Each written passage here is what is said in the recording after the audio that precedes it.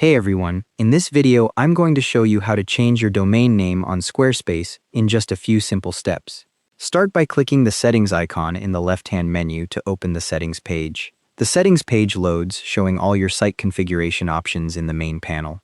When the settings page loads, click Domains and Email to open the Domains Management section. The Domains Management interface appears with several tabs across the top. On the Domains and Email page, click the Domains tab at the top to view all your connected domains. You'll see a list of all domains currently linked to your site.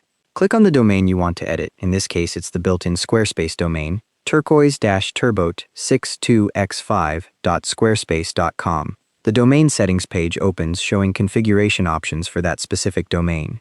When the built-in domain settings page opens, click into the Site ID field, type in your new site identifier. For this example, I'm adding -site4 to the end.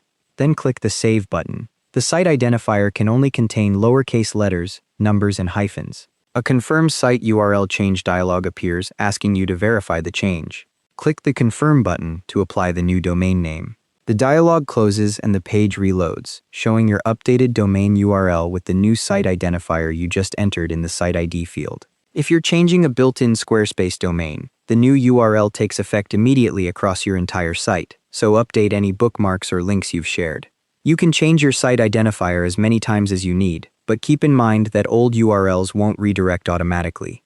Anyone using the previous link will need the new one. If you have a custom domain connected to your site, you can set it as your primary domain from this same domains page by clicking on it and selecting the option to make it primary. And that's how to change your domain name on Squarespace. Thanks for watching, hope this helped.